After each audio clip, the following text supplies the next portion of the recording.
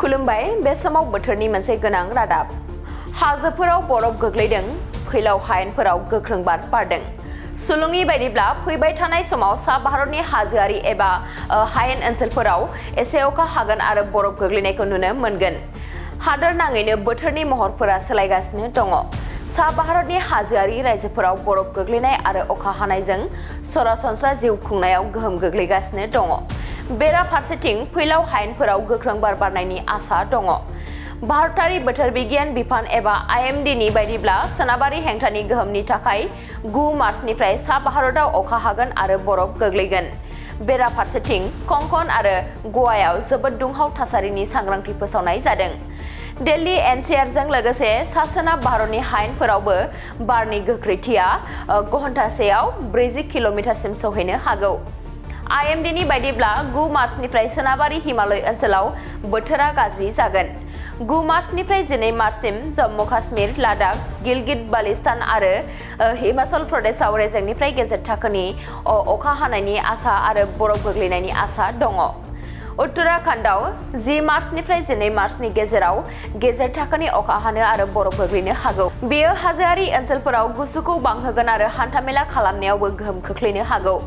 Delhi NCR Punjab Haryana आरो उत्तर प्रदेशनि गोबां ओनसोलफोराव घन्टासेयाव 25 निफ्राय 35 किल'मिटार गोख्रैथिजों बार बारगोन जाय माखासे समनि थाखाय घन्टासेयाव 40 किल'मिटारसिम सौहैनो हागौ बिनि जाहोनाव साननि बिदुङा एसे गाहायाव फैनो हागौ थेवब्लाबो बोथोरा गोरान थागोन दिल्लीयाव फुंनि दुंथाया दिनै 13 डिग्री सेल्सियास रेबगान्थिनाय जादोंमोन जाय सानजौफुसिम 30 डिग्री सेल्सियाससिम सौहैनो हागौ IMDआ 9 आरो 10 मार्च खालि कंकन आरो गवानि थाखाय दुंहाव बारनि सांग्रांथि रादाब फोसावदों बे जायगाफोराव दुंथाया सरासनस्रानिफ्राय गोजौआव थागोन आरो गोख्रों साननि सोरांनि थाखाय दुंथाया बांनो हागौ सुबुंफोरखौ सानजौफुनि समाव बायजोआव थांनायनिफ्राय गोजानाव थानो बोसोन होनाय जादों भारतनि सा-सानजा ओनसोल आसाम मेघालय नागालेन्ड सोनाब बेंगल आरो उरिष्यानि माखासे बाहागोफोराव अखा खोरोमनायजों लोगोसे गेजेर थाखोनि अखा हानो हागौ माखासे ओनसोलफोराव बारहुंखा बारनाय आरो सारअन्थाइ गावनायनि जाथावनाबो दङ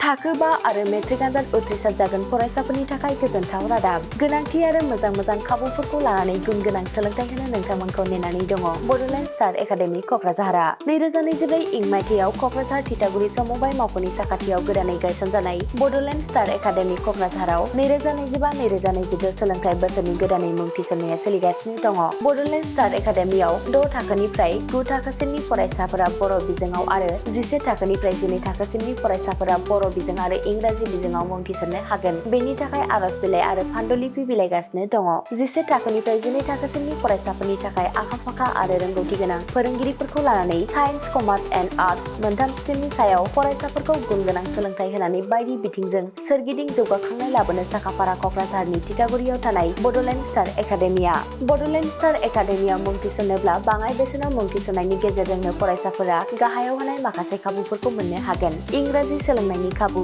साखोन-सिखोन थाखो खथा बिजाब बाख्रि BPL थाखोनि फरायसा फरायसुलिफोरनि मुं थिसननायाव 20% मासुल रेहाय होनाय बेजों लोगोसेनो नोंथांमोनहा JEE नीट आनजादनि थाखाय बेसेन नाङै फोरोंथाय मान्थलि मक टेस्ट जिउ राहा दानाय बायदि गियानलु आयदाफोरनि उफ्रा सोलोंफारिफोरनि खाबुफोरखौ मोननो हागोन हौवासा आरो हिन्जावसाफोरनि थाखाय मुलाम्फा गोनां मोजां जामुं आरो मोजां थाग्रा खथानि खाबु गोनां हस्टेलनि खाबुफोरखौबो मोननो हागोन बिदिब्ला गोबाव खालामाजासे नोंथाङाबो बड'लेण्ड स्टार एकाडेमियाव थाबैनो मुं थिसननायनि थाखाय सुलाद लादो आबुङै मिथिनो थाखाय जानबुं अनजिमा 6000349997 एबा 7638008149 एबा 6003494371 आव फोनांजाब खालामदो